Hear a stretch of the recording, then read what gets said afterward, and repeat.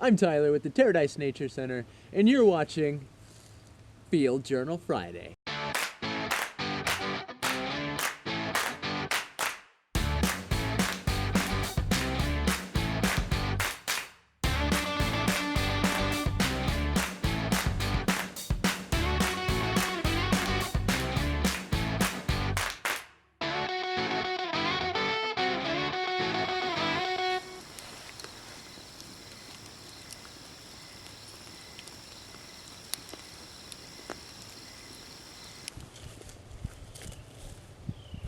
Oh, hi y'all. I hope that your Friday is as beautiful as ours is here at the Nature Center.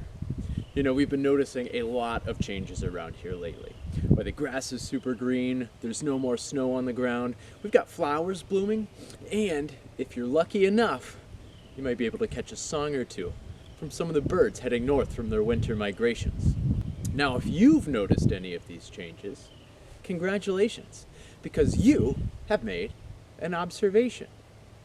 Now, what is an observation? Well, it's when you look more closely at or examine something in order to gain more knowledge or information about that thing. Now, we're going to make some observations a little bit later on today, but first we have to recognize the two types of observations.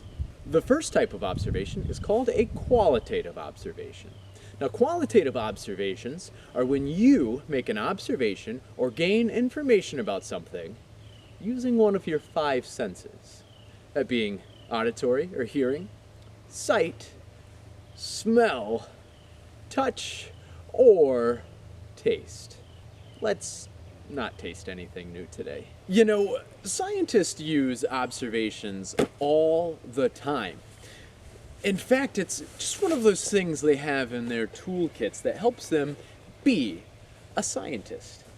And if a scientist were to pack their backpack just like you and I might each and every morning, well, they might pack certain things like interpretations, making models, or even making predictions. But probably the biggest thing in their backpack would be knowing how to make proper observations. Oh, forgot my lunch. Let's take this wonderful book as an example. A field guide to trees and shrubs, one of my favorites. Now, if I were to make some qualitative observations about this book in my hand, I might say that it's maybe rather small, or maybe I would say that it's pretty light. Or maybe I would say it's really old. Now, qualitative observations are important and really helpful when we're trying to recognize the difference in perspective from individual to individual. And now we can recognize these different perspectives because if I were to hand this book to you, you may not think it's very old. You may not even think it's very light. And that's because we would have differing opinions. But if we're doing science, we want to make observations that will remain consistent no matter who is making those observations. That's where quantitative observations come in. You see, a quantitative observation is when you use a comparison or a tool to make an observation. Here are some examples. Using the same book, we could use a tool to make an observation. I just happen to have a tool right here, an incredible ruler. Now, let's say we wanted to know how tall this book is. Well, all we would have to do is measure it from top to bottom. And it happens to be around 7.5 inches. Now, if I were to hand you this same book, same ruler, and ask you to measure in the same units, you would also come up with 7.5 inches. That's because when we're using tools and units to make observations about things, well, they remain consistent. here are a few more incredible quantitative observations we can make using just this book. Why, it has 431 information-filled pages, and it was published in 1958. Now, we know what constitutes a page, and we know what constitutes a year. Therefore, we can use those units or those measurements to come up with the same answers. When we use tools or comparisons in order to make a measurement or an observation, that's what we call fact-based. Even though qualitative, opinion, and quantitative, fact-based, sound the same, and we're using both of those processes in order to make observations or to gain more information about a subject. The information we're gaining using those processes are totally different. Now, somewhere around this video, you're going to find this journal entry. You can print it from a computer, or you can use a scrap piece of paper, even a notebook, just to jot down all of those important pieces there. If this is your first field journal entry with us, then I encourage you to pick out a folder or a binder where you can keep the rest of your journal entries from here on out. Now, you're going to see on your zooming in and zooming out page, there's a section to draw a subject. We're going to go pick one out very soon. There's also a zooming in. We're going to get really close to that subject and pick out some of the details. And then there's a zooming out part here where we are going to take a step back, look around the subject that we have chosen, and draw what we are seeing in this space here. Now, before I head out to find an incredible subject for my zooming in and zooming out field journal entry, I'm going to talk about some of the tools I'm going to bring with me. First and foremost, a writing utensil. They're always important when keeping track of your notes and making these incredible scientific drawings we're about to make. Next, I'm going to bring this magnifying tool. It's going to really help me zoom in to our subject. I'm also going to be bringing this measuring tool. It's just a ruler here. You might have one at home or one that you have access to, and this is going to help us make some really incredible quantitative measurements for any subject we might come across. All right, it's time to head out and find a subject for our field journal page. Now, I'm noticing a lot of squirrels and birds hopping through the treetops, but it might be tough to convince them to come down and join us for our field journal entry today. So I think what I'm going to suggest is that we focus on some amazing spring flowers.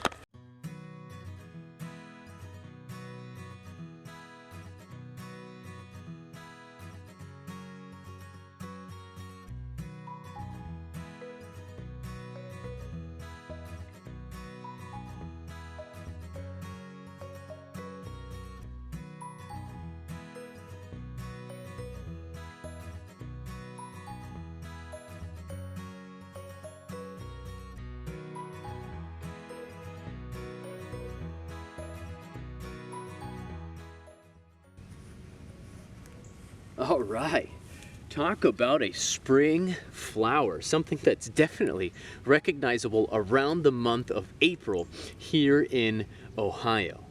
Now, I can tell from these really slender pale green leaves coming from the base of the plant, as well as these 1, 2, 3, 4, 5, and 6 petals, all surrounding a darker trumpet right there in the middle, that this is a wild daffodil. And now wild daffodils are beautiful. They're actually a bulb plant, which means underneath the ground here there's a bulb. And to think about a bulb, think about an onion, what an onion looks like. That's a great example of a bulb. And now from that bulb, these flowers come up every single year. And that's what makes them perennial. Instead of producing seeds every year, those seeds falling on the ground, germinating, and then coming up as new flowers, these flowers always come from their bulb. Now, wild daffodils, though they grow really great here in Ohio, they're not actually native to Ohio. They're native to around the region of Spain, but they grow so well, not only in Ohio, but across the globe in other regions, other countries, that they've really successfully established themselves around the world. But I think I want to focus on something a little more, close to Ohio itself for our zoom in and zoom out worksheet. So let's keep looking.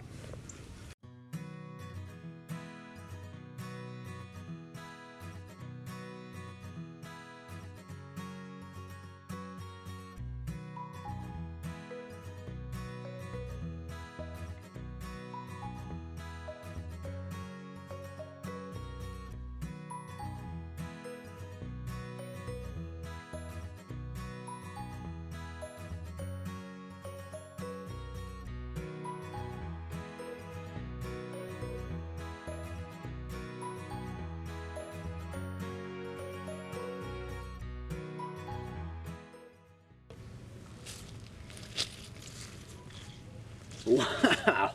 Now this is certainly an interesting looking flower. We've got this stem that's coming up from the ground, and around this stem we've got this spiral of lobed leaves, these round shaped leaves, in comparison to the daffodil that we saw just a little bit ago with those narrow leaves coming up from the base. We've got these leaves that are almost spiraling around this stem, leading up to this bunch of purple or violet colored flowers here at the top. Now, these aren't really fully developed yet. As you can see, they're still a little bit small, and they're going to droop down when they mature, and they're going to open up, and it's going to look like a bell. This is Virginia bluebell, a really fantastic mid-spring plant here in the state of Ohio. Now, there are some other morphs or some other colors that you can find this flower in. When this flower develops full, these purple little spots you see here, they're going to be full blue flowers. They can also be pink, they can also be white, but I think since this flower isn't quite developed yet, it's going to be a little bit difficult for me to draw all of this happening right here. So what I'm going to do is I think I'm going to keep looking. All right, let's keep going.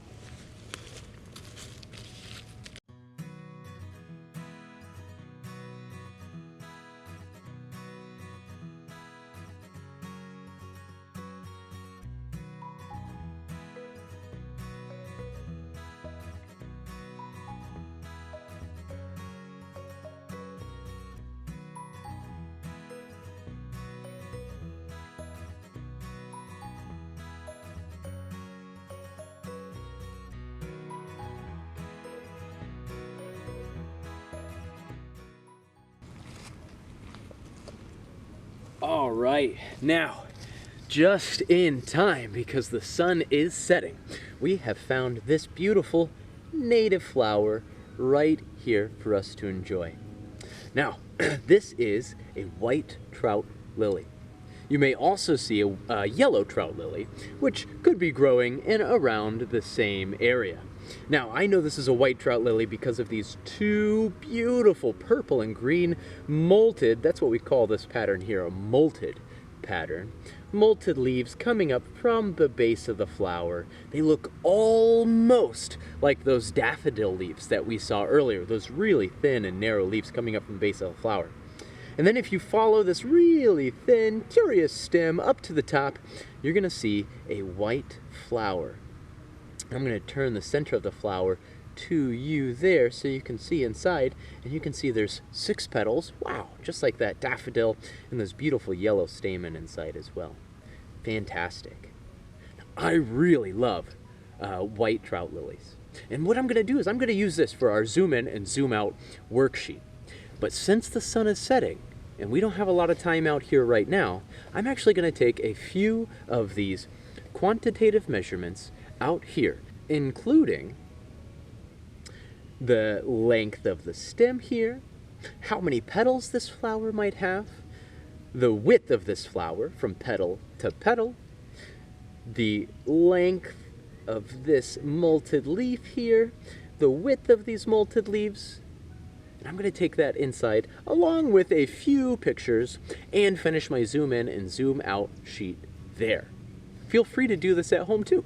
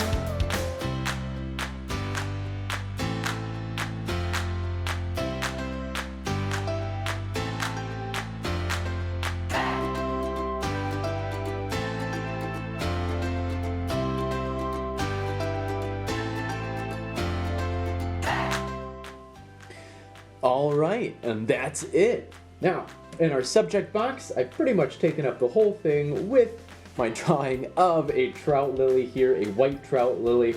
I've got our thin stem that comes all the way up and caps itself with this 6-petal flower here. I put those measurements that I had taken before I came in on this portion of the worksheet. And then these 2 thin, really narrow molted leaves, I put that molting in there as best I could on either side of this flower. Perfect.